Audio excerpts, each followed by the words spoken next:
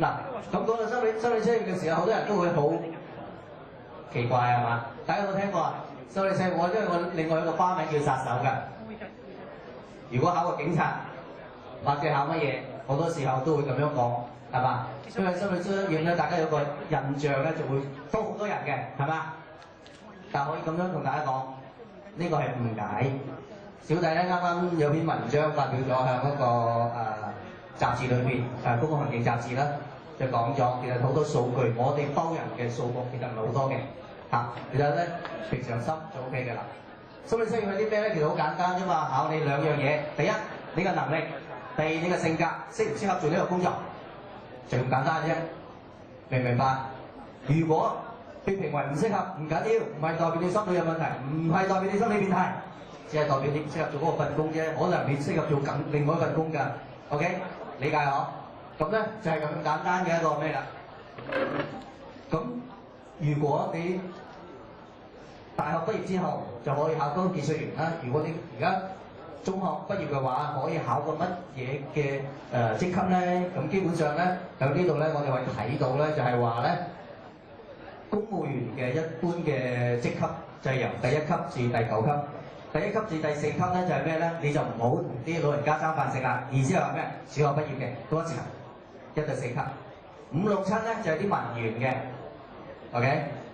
8、9級咧就係專業人士嘅，咁所以咧呢度咧就係可以睇得到咧，就係話一啲嘅專業人士啦。如果你而家係大學畢業之後要考嘅話咧，咁應該一般嚟講，好多人報名嘅就會係5、6、7級啦，或者8同埋9啦。5、6、7級咧就係話你只係文員嘅，即係你乜科系嘅人，只要高中畢業都得㗎。咁咧8、9級就分科分系啦，係嘛？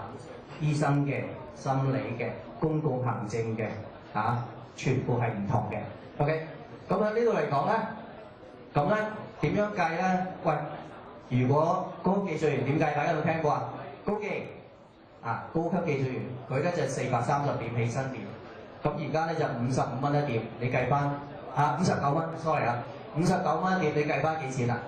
即係59蚊點你計翻幾錢？就係呢個就係人工2萬零蚊啦，3萬蚊未到嘅。不過如果你計埋公積金14%啦，仲有其他福利啦、房屋津貼啦，如果你已經咁快有小朋友嘅時候，有小朋友嘅津貼啦。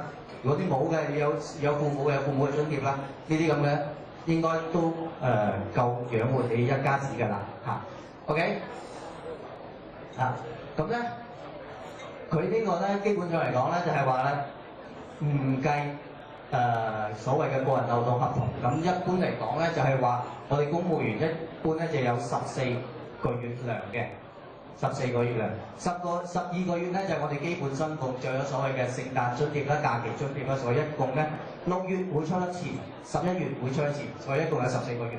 OK， 咁咧我哋有醫療福利啦。點解我哋話醫療係福利？但係呢個醫療福利我哋要俾錢嘅，但係咧好好啦，好多醫生幫我哋啦嚇。咁咧仲有房屋津貼啦，有結婚啦，結婚嘅福利啦，係嘛？仲成為父母嘅福利啦，嗰啲全部都係咩啊？啲合理嘅缺勤啊，啲津貼啊等等嘅。OK， 咁咧仲有咧，你入咗個職啫，你仲有咩？你希望升職㗎嘛，係咪先？你可以升職嘅，只要咧你符合個條件、符合個要件，你都可以升職嘅。經過幾年之後咧，你就可以好快。而家佢成日報紙講話巴頂係嘛，好快，做得好嘅，做得好啊嚇，前提㗎，上到最頂㗎，上到最頂而家就係高級技術員，最去到650點。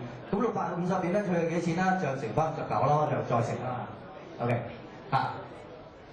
咁咧跟住落嚟咧就係話嗰個舉個例子俾大家睇嘅，咁你大家睇到啦。如果我係第9級，我一入去就係咩？430點啦，係咪？咁去到最頂嘅時候，巴頂有650點，係咪咁樣就完咧 ？No， 我哋而家做緊咩？公共行政改革，意思係話巴頂之後做乜？再加到巴頂上去，咁可能就700幾點㗎啦。幾多錢你自己計啦。OK， 所以你嘅生涯規劃成個生涯規劃入咗去咧，你就430、485、540、68，跟住再上啦，就675啊，一路上到700幾點啊。咁所以意思係話咧。入咗政府之後咧，我哋已經同你全部規劃好晒㗎啦，明白？明我 ？OK，咁咧唔好以為好着數，有辣有唔辣㗎。點解啊？因為你有好多義務要遵守，因為你有好多程序要行。你可唔可以？你私人公司就話老細睇得起你一嘢加你2萬蚊人工得㗎？得，私人公司得。政府得唔得啊？唔得，跟程序走啦。所謂生涯規劃，慢慢一級級跳啦，就係咁樣嘅。OK， 咁仲有好多係義務嘅，非常多嘅義務。例如，好大家睇到嘅我就唔講啦，好簡單。入到場你哋可以入得啦，係咪啊？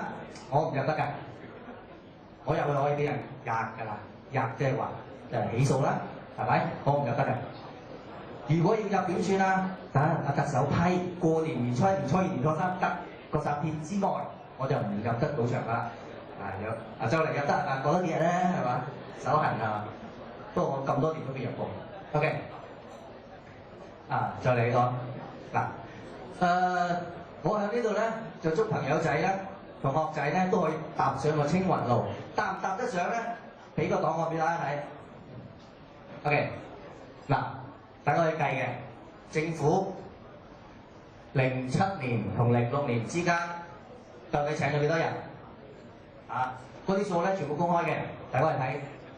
基本上咧喺呢度咧，好似得幾百人啫，多咗幾百人到啫。但係咧呢個係增長數，係咪？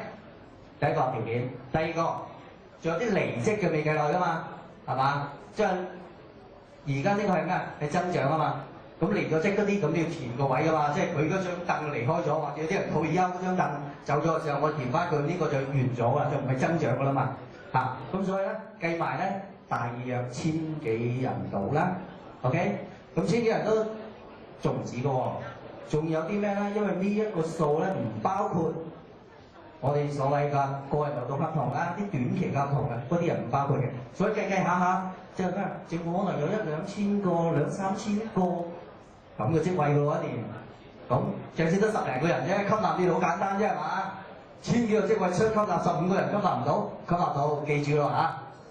咁咧記得下一張，唔好再下啦，下邊啲唔睇得啦。OK， 點解咧？大家可以睇到就係話，睇到嗰條曲線，大家睇唔睇到？政府過去嗰個人力資源嘅增長係咩？係越嚟越咩？越嚟越斜嘅，越嚟越斜嘅。意思話咩？請人係越請越多嘅，速度係咩？